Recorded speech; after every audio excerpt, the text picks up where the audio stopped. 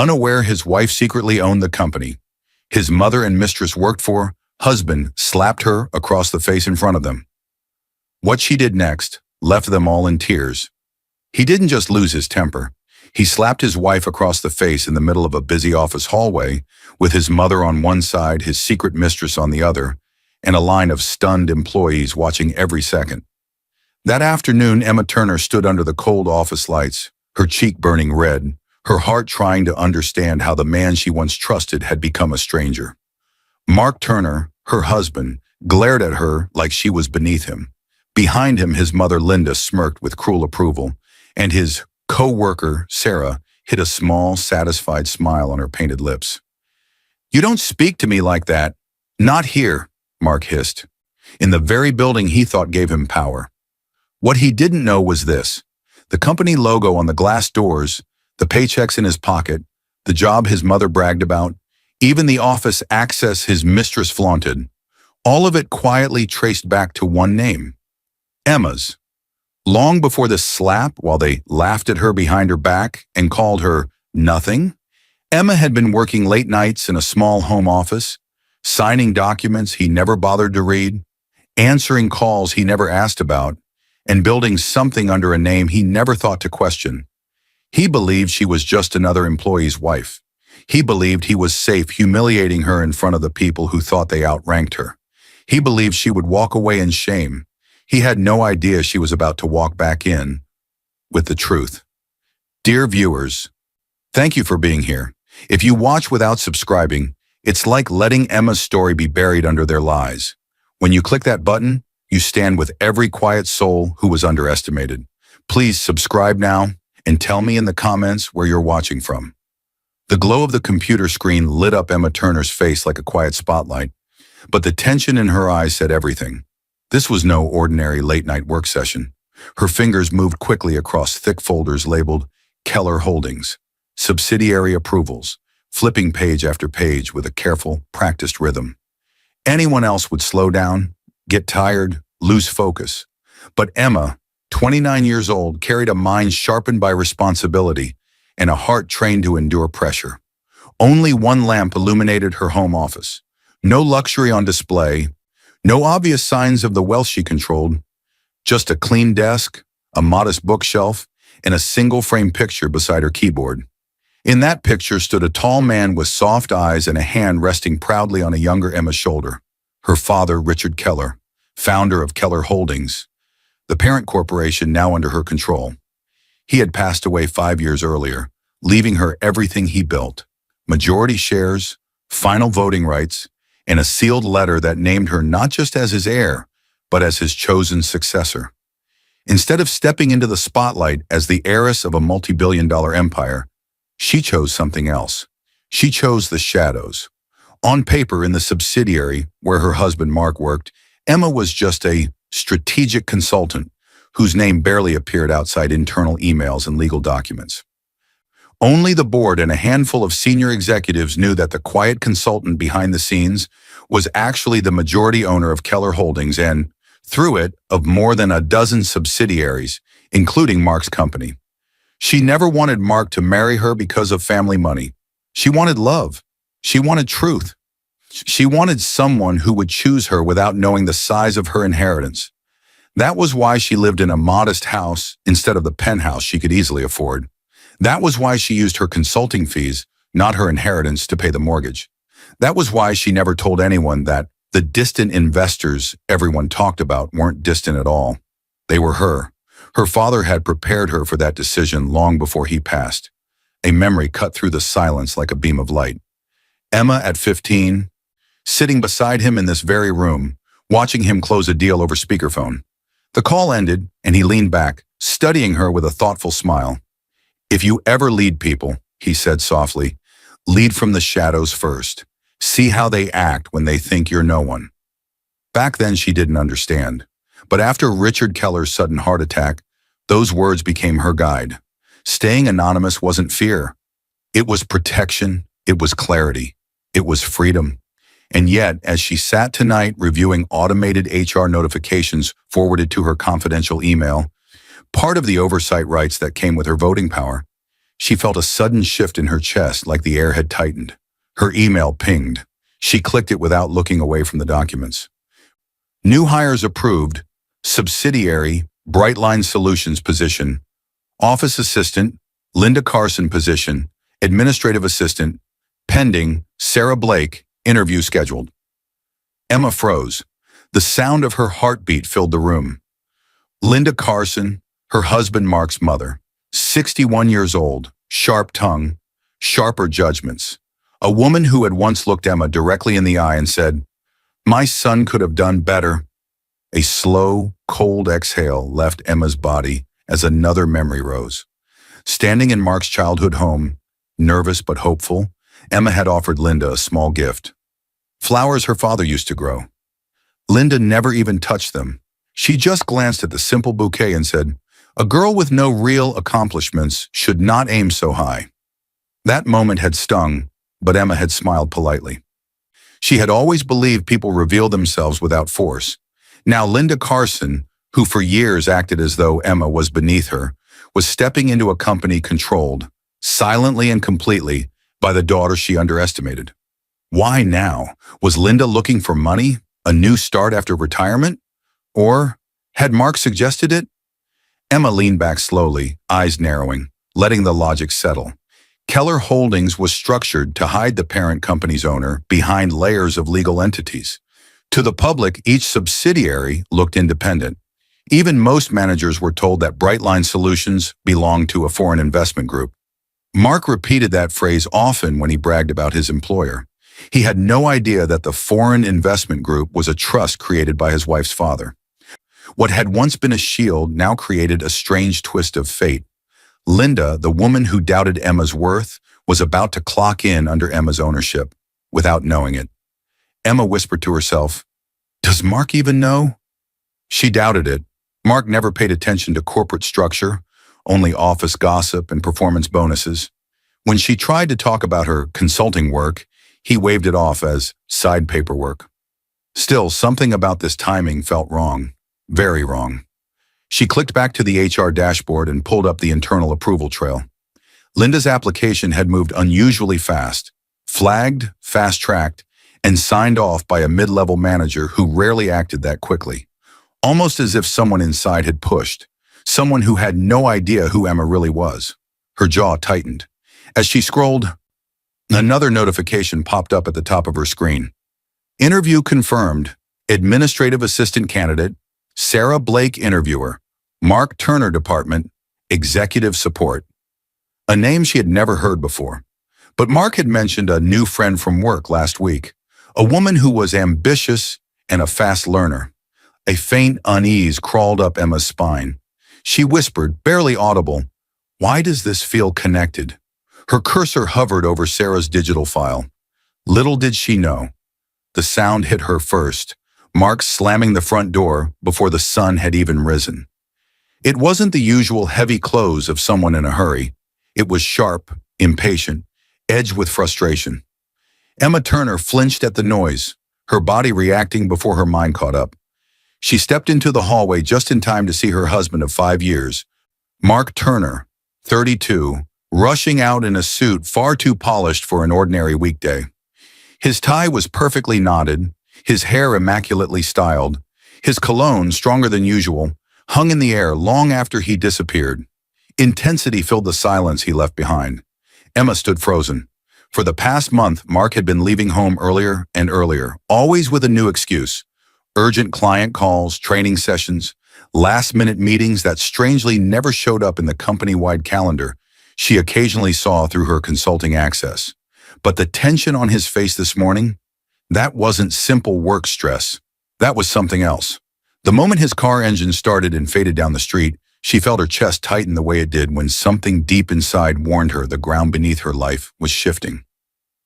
Slowly, she walked back into the living room, pressing a hand against her still-burning cheek from the emotional slap of his behavior, if not yet the physical one. Her mind drifted, and the memory of a younger Mark came to her like a soft dream, a flashback of their early marriage. Mark carrying her across the threshold of their small apartment, laughing, telling her, "I'll take care of you. You'll never feel alone with me." Another flash. Mark cooking a terrible dinner, but smiling proudly when she praised his effort anyway. Another. Him hugging her from behind in their tiny kitchen, whispering, "You're the best thing that ever happened to me." Those memories were warm, sweet. The reason she stayed patient when things felt off. The reason she tried to understand instead of accuse. But today, there was no warmth behind the door slam. Only distance. Only pressure. Emma sat on the edge of the couch, replaying the night before. Mark had come home late again, shirt slightly wrinkled but smelling faintly of perfume that wasn't hers. When she asked how work was, he answered too fast. Busy. Just tired. He hadn't looked her in the eye. Her rational mind had tried to step in. Maybe a client dinner, maybe a crowded elevator, maybe a colleague leaning in too close. She didn't want to be the wife who built stories from fear. But today, the string of excuses felt less like coincidence and more like a pattern. Mark's changes weren't random. He had recently been given a chance to impress upper management by coordinating with a new administrative assistant who could support him and other executives. That assistant was Sarah Blake. Leaving early gave him time to meet her for coffee before work and arrive together without drawing suspicion. Earlier hours also meant fewer chances for Emma to notice calls, messages, or unexpected detours. He wasn't just busy, he was rearranging his life. Later that morning, Emma remembered she needed the charger Mark kept in his car. He had rushed out so fast he forgot to take his briefcase. It still sat by the door, another sign his mind was somewhere else.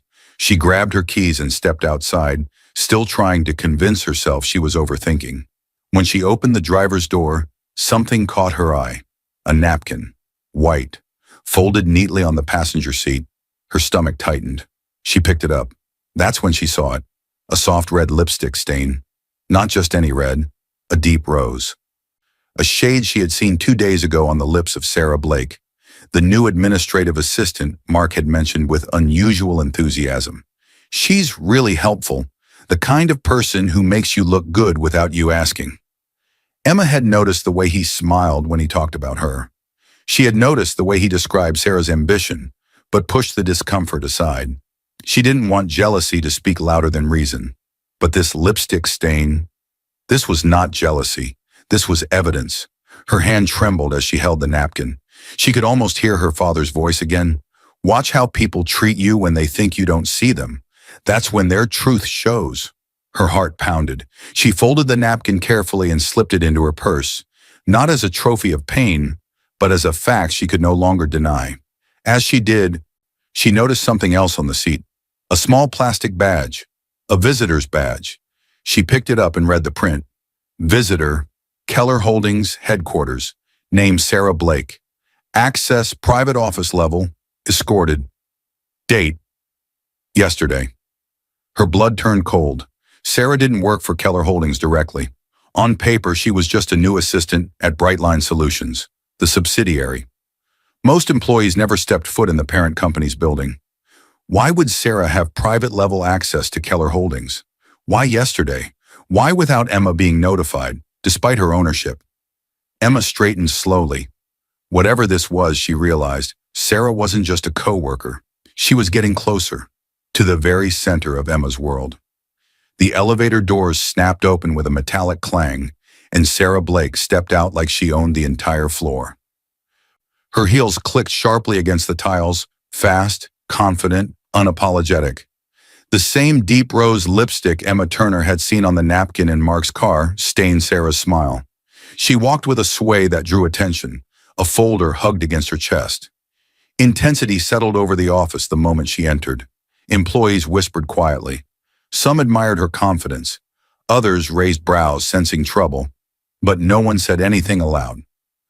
Sarah was 26, newly hired as an administrative assistant, which technically placed her far below managers and even below external consultants like Emma. But Sarah acted as though she was being auditioned for something bigger. Her eyes scanned the open office floor, searching for someone, searching for Mark. When she spotted him across the room, tall, 32, in a tailored suit he never used to wear so often, her whole expression brightened. She walked faster, too fast, too familiar. Emma noticed everything from the far end of the hallway. Today wasn't a social visit. It was her scheduled site review day. Once a month, under the cover of her consultant role, Emma visited Brightline to quietly check culture, performance, and any red flags. Mark believed she simply liked to see where he worked. Management knew better. They saw her as the quiet representative of the investors. Now, hidden behind that role, she watched as Sarah approached Mark, brushing her hair behind her ear, drawing attention to her lips and neck. Sarah leaned in, too close for a normal work conversation, and whispered something that made Mark's shoulders shake with quiet laughter. Mark didn't see Emma standing 10 feet away. Not yet. Emma's heart tightened, but she forced herself not to look away. She needed clarity, not just emotion. She needed to understand why Sarah had visitor access to Keller Holdings and why her presence here felt like a performance. A nearby door opened. Linda Carson, Mark's mother, stepped out with a stack of files in her hands. 61, stern, sharp-eyed, she walked with the pride of someone who believed she understood power, even though her new job was simple: handle office supplies, help in the break room, and assist with basic admin tasks. Linda didn't care about the simplicity of the role. She cared about being in the building, about being close to her son, about watching Emma. Linda saw Emma in the hallway and froze for a split second. Then her expression hardened. She raised her chin a fraction, as if acknowledging someone beneath her. "Emma," she said with a stiff nod. No warmth, no respect. Emma returned a gentle smile. "Good morning, Linda. Settling in okay?" Linda ignored the question and kept walking, as though Emma had interrupted something more important. Linda's attitude wasn't born from nowhere. For years, she had only heard Mark's version of their marriage. He told her Emma was unambitious, financially dependent, and content to do light consulting for pocket money. He never mentioned her late nights, her quiet work, or her inheritance. He needed Linda to believe he was the strong, successful one. So he painted Emma as someone who needed him to survive. That lie shaped every look Linda gave her daughter-in-law. From the corner of her eye, Emma saw Sarah grab 2 coffees from the machine and walk toward Linda with almost theatrical sweetness. "Ms. Carson," Sarah said lightly, handing her a cup. "Mark told me you'd love this. Extra sweet, right?" Linda's face softened immediately. She loved being associated with anything that made Mark look important. "Thank you, dear," she replied, almost warm. Sarah leaned in closer, too close for a casual chat, and whispered something. Linda chuckled. Low, disrespectful. Emma stepped a little closer, staying half hidden behind a divider. From here, she could hear them clearly without being seen. Sarah's voice slipped through the space like poison. "He told me she'd never leave him," Sarah murmured, "because she has nothing." Linda's laughter sharpened. "That girl is lucky my son even married her." Emma felt those words like thin blades across her chest, but she stayed silent. She didn't flinch. She watched. Why did they think she had nothing? Why would Mark, who knew her childhood, her father, her grief, create that story? Sarah continued, her tone silky. "He says she's too plain, not ambitious. He needs someone who can keep up with him." Linda nodded approvingly. "Someone like you." There it was. Not just betrayal, a planned replacement. Emma stepped back before they could see her. Her eyes were calm, her breath steady, her heart bruised but not broken. She reached into her purse and touched the visitor badge she had found in Mark's car. How did Sarah get private access to Keller Holdings? Why was an assistant, hired barely weeks ago, already networking at the parent company level, without Emma's knowledge, yet still inside her empire? Something deeper was happening, something planned, something using her own company against her. Emma slipped the badge back into her purse and walked away from the hallway. "If this is how they act when they think I'm no one," she whispered to herself, "I need to see what they do when they think I'm not watching." The office was supposed to be empty. That was why the sudden burst of laughter hit Emma Turner like a slap long before the real one ever would. It wasn't just any laughter. It was Mark's, deep, familiar, intimate, and it was followed by a softer sound she recognized instantly. Sarah Blake. Emma's hands froze over the stack of internal reports she'd been reviewing. She had stayed late intentionally, using her consultant clearance to access the building after hours. She wanted to review the digital logs showing who had been given visitor access to Keller Holdings, especially Sarah. She thought she was alone, thought she had hours of quiet, but that laughter cut through the silence like a warning she didn't want to hear. Her pulse raced, her breath shortened, her stomach twisted. Intensity flooded her body. She stood slowly, careful not to make a sound, and walked toward the hallway. At night, the building felt different. Long shadows, dim emergency lights, the low hum of air conditioning. Every small noise echoed. The laughter grew louder. She followed it to a glass door leading to one of the confidential meeting rooms, a space normally used for high-level discussions and, according to the small plaque on the wall, monitored for security reasons. For quality and security, this room is under audio and video surveillance, a fact most employees ignored. The door wasn't fully closed. Through the narrow gap, she saw movement. Mark, Sarah. Her heart dropped before her mind could form words. Mark Turner, her husband of 5 years, the man who once whispered that he hated liars, had his hand on Sarah's waist. Sarah leaned into him, smiling up at him like he belonged to her, not to the woman standing hidden in the hallway. The sight hit Emma with such force she had to grip the wall to steady herself. She didn't push the door open. She didn't storm inside. She didn't announce herself. She watched, silent and shaking. Her mind yanked her backward into memory. A younger Mark on their wedding night, holding her hands and saying, "I hate cheaters, Emma. I'll never be like my father. I swear it." She had believed him. Completely. Now those words felt like poison. Sarah's voice drifted through the gap, cold and impatient. "When are you going to divorce her? She's a nobody. You said you'd handle it." Emma's knees weakened. She pressed a hand over her mouth to keep the sound inside. Panic surged up like cold water, but she stayed still. Then Mark spoke. "Soon," he said. "I just need to make sure she signs the house over first." Silence crashed over Emma. Her husband wasn't just cheating. He wasn't just lying. He was planning to strip her of the one asset he thought she had before discarding her.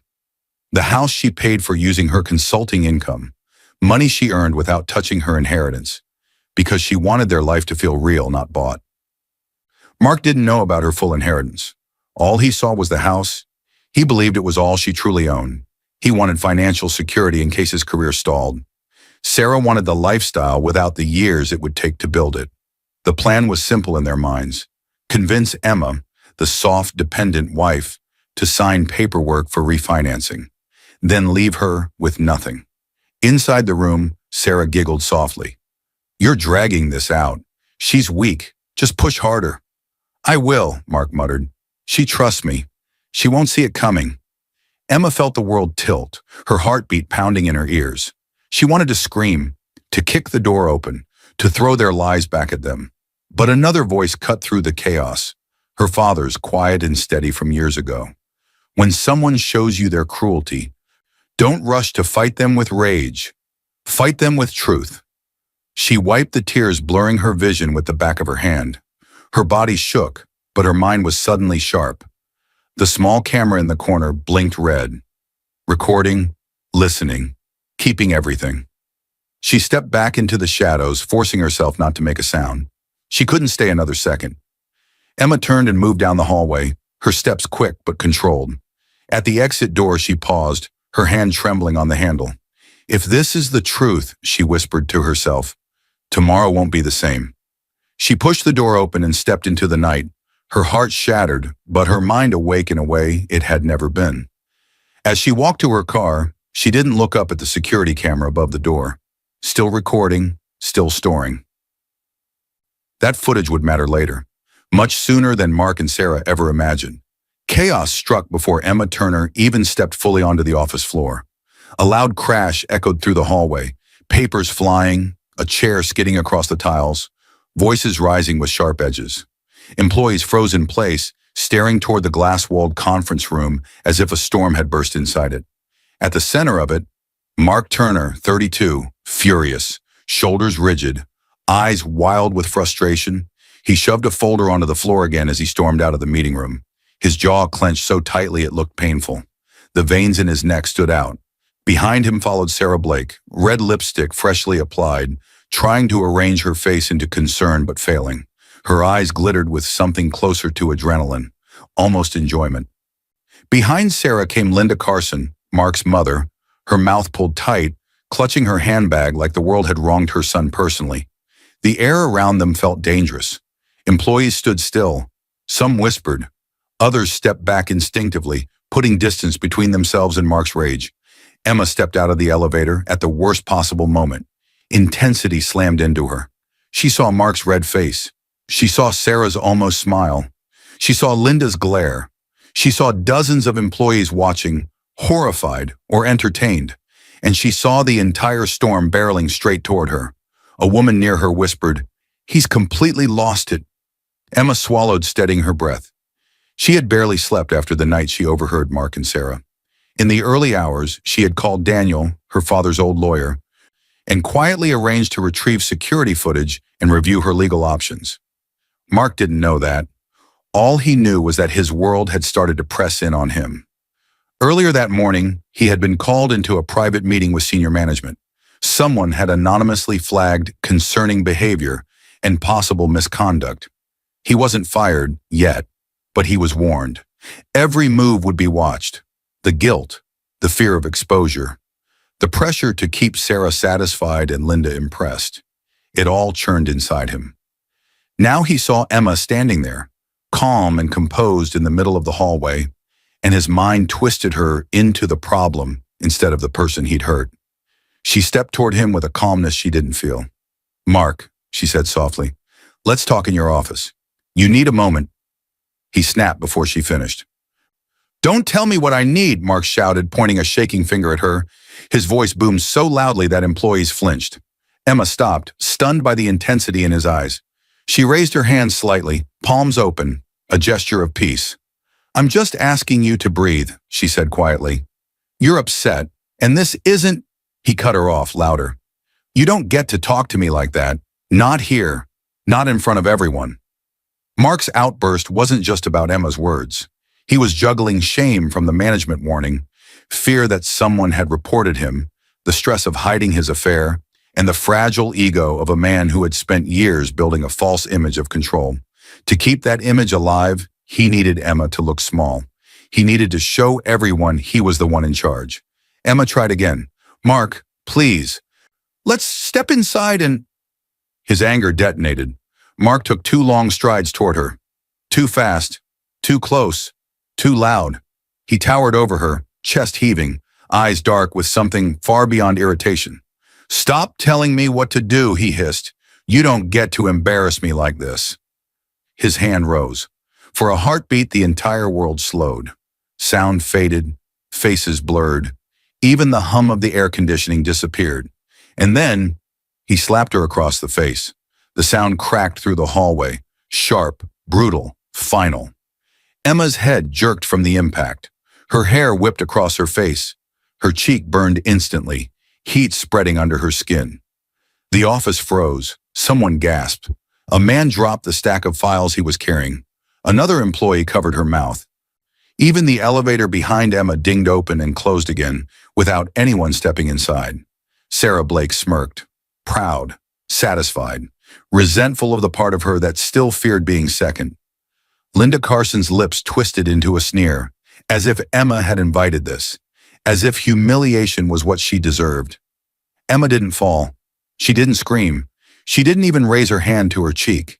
She lifted her head slowly, letting everyone see the red mark forming on her face, letting the silence do what no argument could.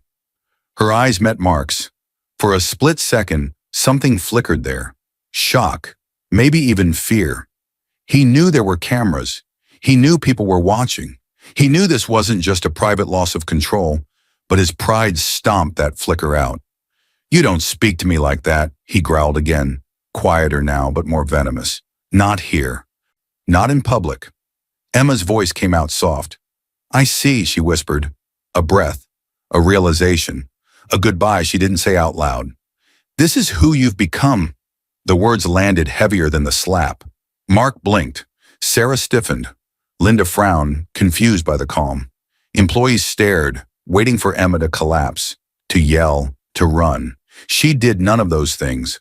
She turned away instead, her movements controlled, and walked toward the women's restroom, heels steady against the floor, even though her hands were shaking. As she pushed the door open, one thought cut through the pain like a blade. If he can do this in public, with witnesses, what else was he willing to do when no one was looking? Emma Turner burst through the bathroom door with the force of someone trying not to collapse. The heavy door slammed behind her, the sound echoing sharply against the tiled walls. She stumbled forward and gripped the sink, her breath shaking, her heart pounding so hard it felt like it might tear through her chest. Her cheek was still burning from Mark's slap, hot, red, pulsing. Her reflection stared back at her, wide eyes, trembling lips, the face of a woman caught between breaking and waking up. Intensity filled the room. She pushed herself into the far stall, locked it quickly, and pressed her back against the cold metal door. Her breath hitched. A small sob escaped before she could stop it. Not loud, not dramatic, just raw, broken sound.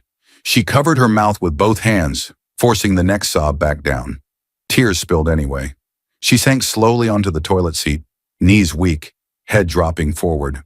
Alone, humiliated, wounded. The burn on her cheek was nothing compared to the fire spreading through her chest. She had been slapped, not in private, not in a moment of regret, but in front of his mother, his mistress, and an entire floor of employees. A public declaration of disrespect. Her thoughts crashed into each other. Mark was cheating, Mark was lying, Mark was planning to take their home, and now Mark was willing to hurt her in front of witnesses. The betrayal wasn't just emotional anymore. It was violent, strategic, escalating. Her mind replayed the night in the private meeting room, the one that had split her world open. She could still hear Sarah's voice. "When are you going to divorce her? She's a nobody." And Mark's answer, "Soon. I just need to make sure she signs the house over first." Her chest tightened so hard it hurt to breathe. It wasn't a misunderstanding. It wasn't a moment of weakness. It was a plan. Emma hadn't come to the bathroom because she was weak. She needed privacy. She needed control. She needed somewhere she could break safely before she rebuilt herself. If she confronted him now, bleeding anger, trembling, crying, he'd twist it. He'd call her hysterical. He'd paint himself as the victim. She refused to give him that story. Her body trembled harder. Tears fell faster, landing on her hands. But she kept her sobs small and contained. She refused to let the world outside hear her crumble. Slowly, a different memory surfaced through the panic. Soft, steady, like a hand reaching through chaos. Her father. She was 10, sitting on the porch steps, crying after a group of kids at school mocked her for being weird and quiet. Richard Keller had knelt in front of her, wiped her tears and said, "When people are cruel, don't waste your strength trying to scream them into kindness. Use your strength to protect yourself with truth."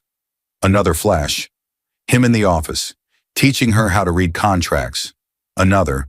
Him reminding her, "You'll be powerful one day, Emma, not because you shout, but because you see clearly." The tears slowed. Her breathing steadied. Her fingers stopped shaking. Silence filled the stall, not heavy, but grounding. Emma wiped her face with her sleeve, carefully drying her cheeks. She lifted her head. The pain in her chest didn't vanish, but it found edges, shape, direction. She placed her palm gently against her burning cheek, studying the sting. Not just as hurt, but as evidence. Her father's voice echoed again, more clearly now. "Fight with truth."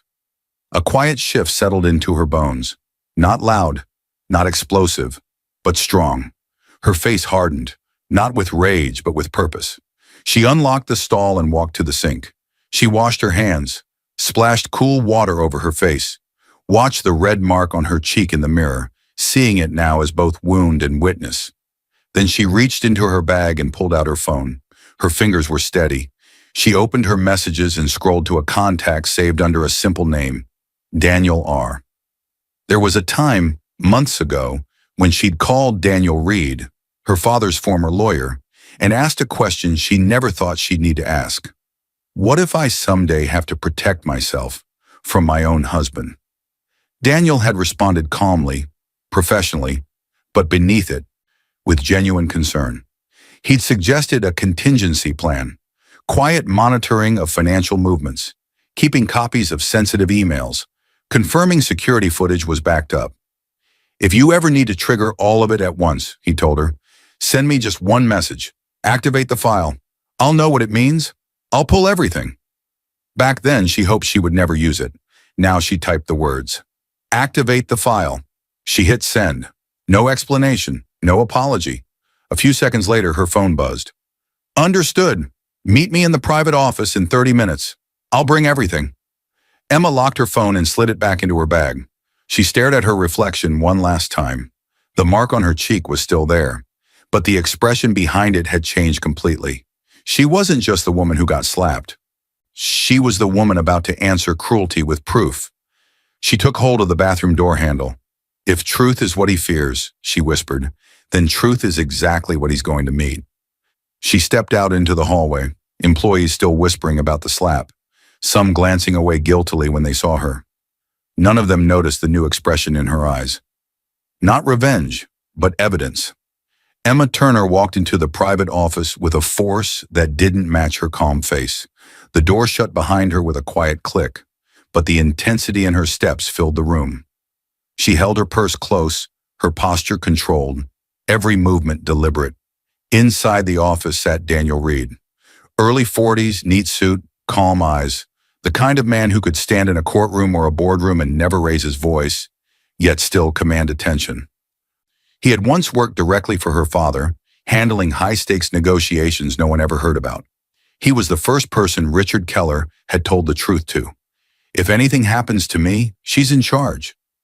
So Daniel knew exactly who Emma really was, and when he saw the faint bruise rising along her cheek, he froze. Emma! His voice was soft but edged with alarm. Sit down. Tell me what happened. She didn't sit. Not yet. She placed her purse on the table, opened it, and pulled out a small flash drive. She set it gently in front of him, as if she were placing a detonator down. Daniel looked at the drive, then at her eyes. Steady, contained, dangerous in their calm. What is this? He asked. Emma finally spoke. Everything you asked me to collect, she said, and whatever the security team has from last night and today. She sat. Now. Daniel took the flash drive, slid it into his laptop, and waited. When the folders appeared on screen, his jaw tightened. Emma, he said quietly, how long has this been going on? She didn't look away. Long enough to know this isn't confusion. It's cruelty. The screen displayed labeled folders, evidence, one security footage video clips from Keller Holdings and Brightline, compiled by the head of security after Emma's activate the file message. The hallway slap, the private meeting room where she'd overheard Mark and Sarah, the footage of him storming through the office that morning. Daniel clicked on the clip of the slap. The audio filled the room. Stop telling me what to do. You don't get to embarrass me like this. Then the crack of Mark's hand against Emma's face. Daniel's hands curled slightly on the desk. That's assault, he said, in front of witnesses and on company property. Emma stayed silent. He clicked to the next clip, the private meeting room from the night before. Sarah's voice. When are you going to divorce her? She's a nobody. Mark's voice. Soon. I just need to make sure she signs the house over first. Daniel exhaled slowly, anger controlled but visible. So it wasn't just the affair, it was premeditated. Evidence 2. Audio backups. Some security rooms recorded separate audio for clarity. Daniel played segments where Mark and Sarah laughed about how soft Emma was, how dependent, how easy it would be.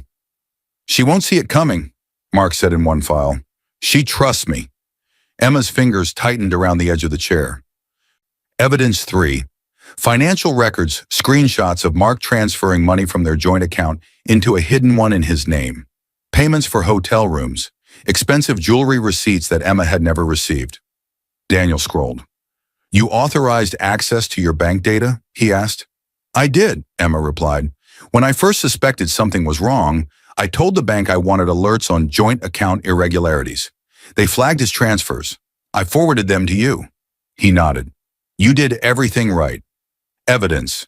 4 HR and internal reports complaints about Sarah's behavior, belittling coworkers, manipulating schedules, making suggestive comments about her relationship with Mark, notes about Linda bullying younger staff, mocking them, spreading gossip about the consultant wife who lives off her husband. HR tried to address some of these quietly, Daniel said, reading, but with your position, these now have weight at the board level. They're no longer rumors, they're a pattern. Evidence 5. Emails and messages. Emails from Mark to a close friend. Once she signs the house papers, I'm gone. Sarah and I deserve better than this boring life. She's too soft to fight back. Daniel closed the laptop slowly, the room filled with heavy silence, the kind that comes just before something irreversible. He looked at her fully now. Emma, he said carefully, you're not just ending a marriage. He paused. You're about to trigger HR action, legal consequences, and corporate discipline in one move. This doesn't just affect him. It affects everyone who helped him. Emma's voice was low, steady. They dismantled my life, she said. My trust, my dignity, my safety. She held his gaze. I'm not dismantling them. I'm telling the truth. Daniel studied her for a moment, then nodded with respect. We go in steps, he said. First, I'll present this to the board as both legal counsel and representative of the majority shareholder. You. HR will use it to justify terminations. Then we file for divorce and a restraining order. The assault gives us strong grounds. He slid a set of documents toward her. These begin that process. Once you sign, it's official. Emma reached for the pen. Before she touched it, her phone buzzed. A message from a number she knew belonged to the head of security. Be aware, your husband is demanding answers. He knows someone is helping you. Emma's hand paused over the pen. Daniel frowned. What is it? She showed him the message. He knows, she said softly, and he's not going to sit quietly. Daniel's jaw tightened. Then we move up the timeline. He placed the pen firmly in her hand. Sign, Emma, he said. Let the truth start working. She pressed the pen to the paper. The boardroom door slammed open so hard it bounced off the stopper. Mark Turner stormed in like a man ready for war. Everyone seated around the long, polished table jumped.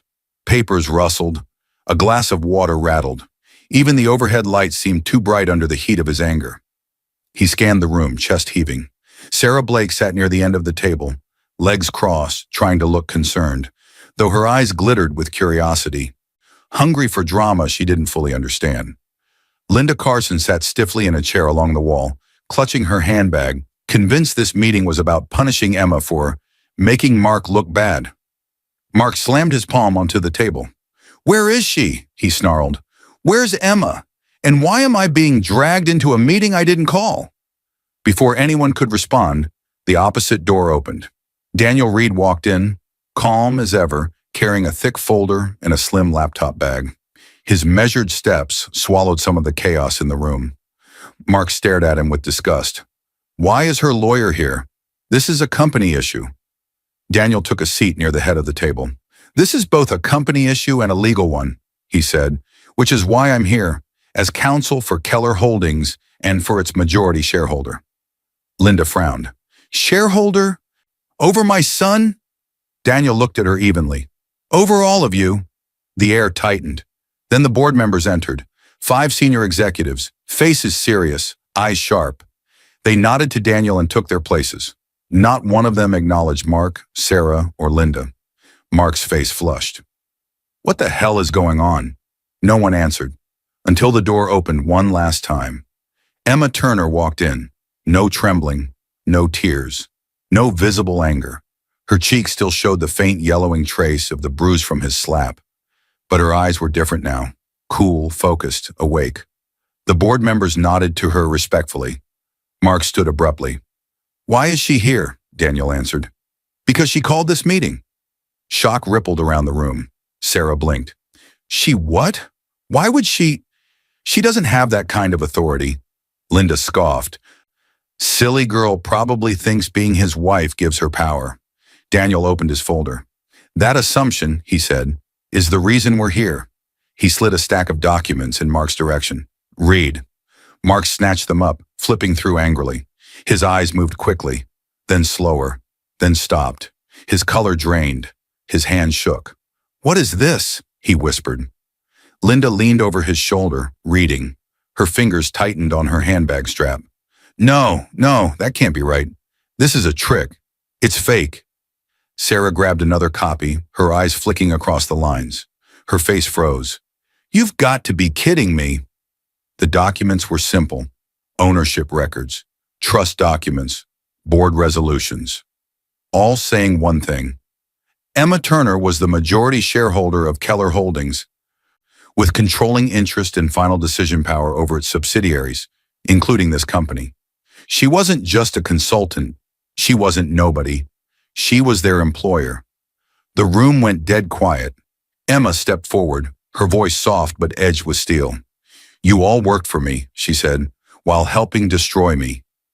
Linda shook her head, eyes wide. "Why didn't you tell us?" Emma met her gaze. "Because I wanted to see how you acted when you thought I had nothing." Sarah stood up abruptly, chair scraping. "This doesn't mean anything. I haven't done anything wrong.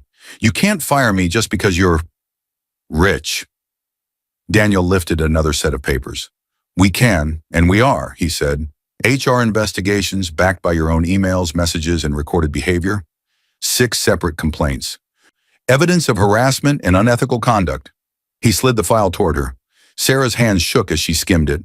Linda tried to stand next, defensive. "I was only protecting my son. I didn't do anything." Daniel placed another document in front of her. "Workplace bullying," he said.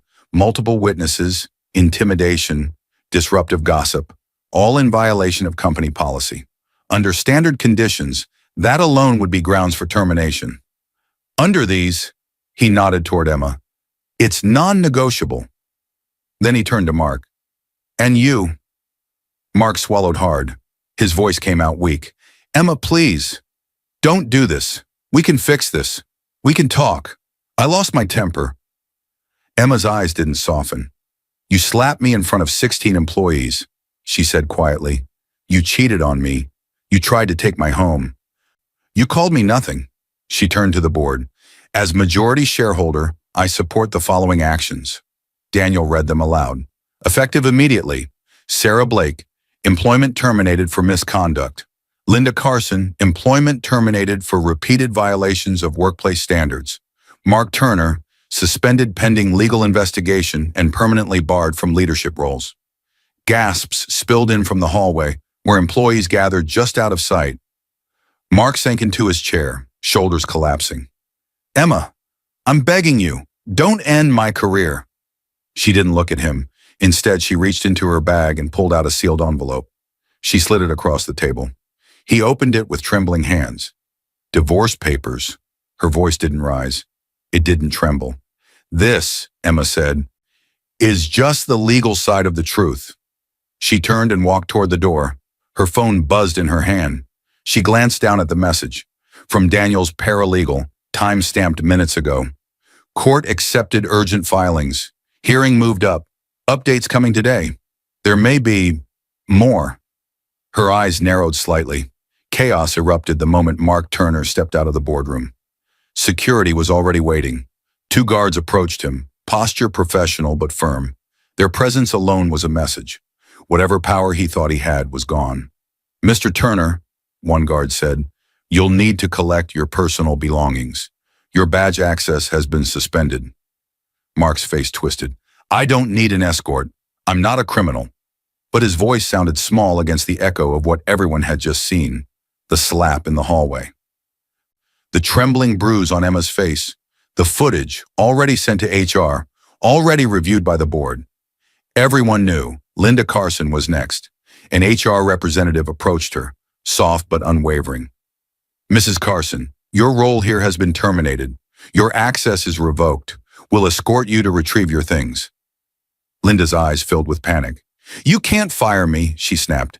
"I'm his mother. You can't just—" The HR rep handed her a printed document summarizing the complaints and policy violations. Linda's hands shook as she read. Her voice cracked. "She did this. That ungrateful girl did this." But no one answered her. Employees watched quietly. Some looked away, uncomfortable. Others stood still, absorbing the consequences of behavior they'd once thought untouchable. Sarah Blake stormed out of the boardroom next, her mascara smudged, her expression a mix of fury and disbelief. "This is insane," she hissed. "I didn't do anything that doesn't happen in every office." No one agreed out loud. She hurried to catch up with Mark. "Mark, baby, listen," she said, grabbing his arm. "We can fix this. You can talk to her. Tell her you were stressed. She still loves you, right? We can—" Mark jerked his arm away. "They fired me, Sarah," he shouted. "They fired my mother. You said she was nothing. You said this would be easy." Sarah's face hardened in a heartbeat. The desperation vanished, replaced by cold calculation. "Don't blame me because you were stupid enough to get caught," she said quietly. "You're the one who hit her in front of a camera." He stared at her, stunned. "You said you were with me," he whispered. She smoothed her hair and shrugged. "I'm with whoever isn't ruined." And just like that, she turned and walked toward the elevator. It was the last time he saw her in that building. Over the next several weeks, Mark's life unraveled fast. First, Brightline made his termination official. The internal story, assault, misconduct, and ethical breaches, moved quietly through the corporate network. Officially, no one was supposed to discuss it. Unofficially, recruiters and executives talked.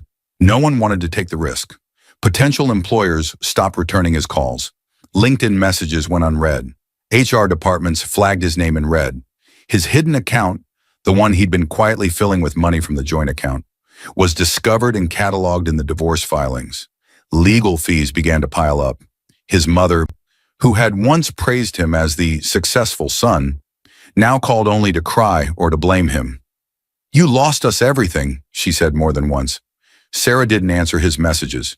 He saw her in a photo weeks later, tagged at a rooftop event beside a senior executive from another firm. She looked fine. Better than fine. Life moved on without him. Sleep deserted him. His reflection grew hollow.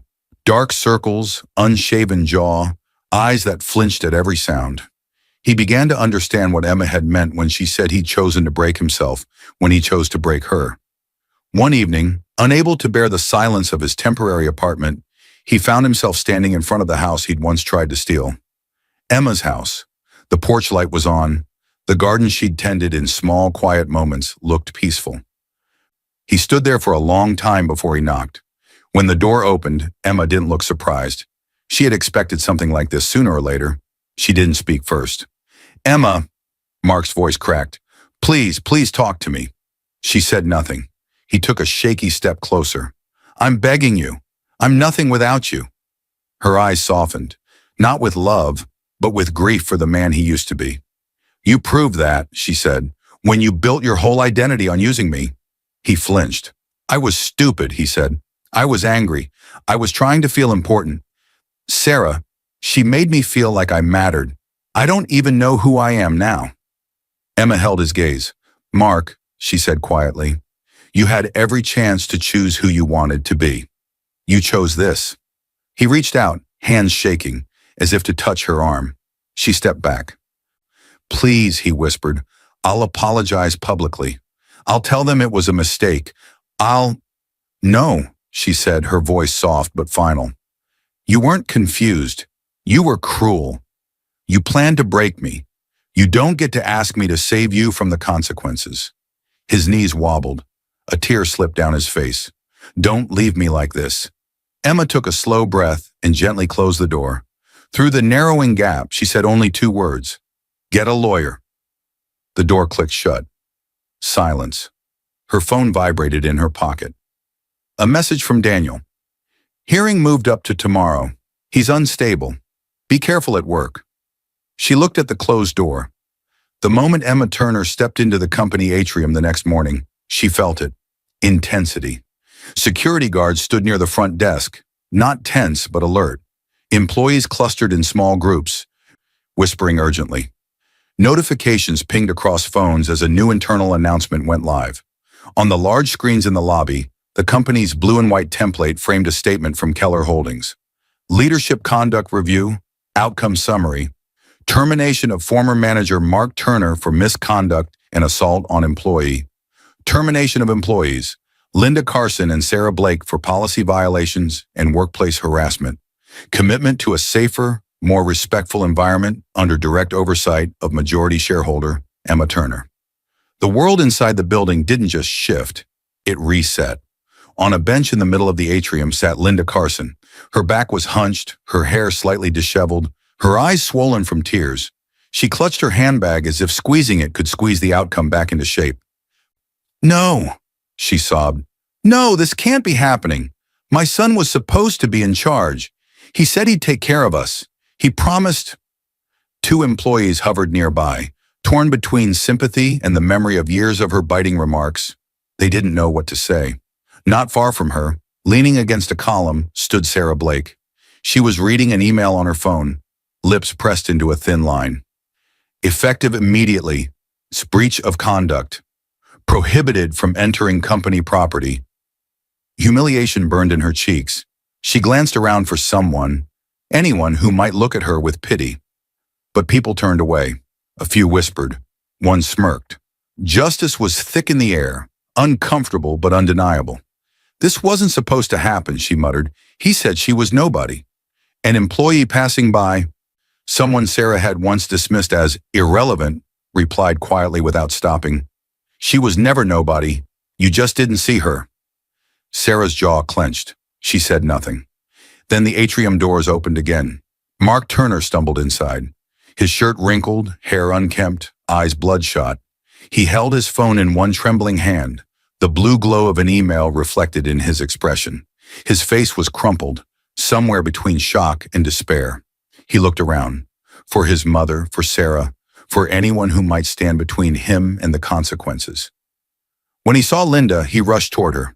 "Mom," he said, voice cracking, "this can be appealed, right? They can't just end everything over one mistake. The board—" She pushed him back with shaking hands. "You lost your job," she cried. "You lost my job. You lost your wife. You lost the house. Everything you touched, you ruined." He stared at her, stunned, as if he'd expected her to be his shield. She turned away, sobbing into her hands. He staggered over to Sarah next. "Sarah, please," he said. Tell them it wasn't all my fault. We both—" She pulled her arm out of his reach sharply. "Don't touch me," she said, voice low and cold. "I'm not tying myself to a man with nothing left." He blinked at her. "Nothing left?" She tucked her phone into her bag. "No job, no reputation, no access. What exactly do you think you still are?" She walked out of the atrium without another glance. Mark watched her go. The strength left his legs. He dropped his phone. It clattered on the polished floor. He sank to his knees, hands covering his face as sobs tore out of him. Raw, ugly, impossible to control.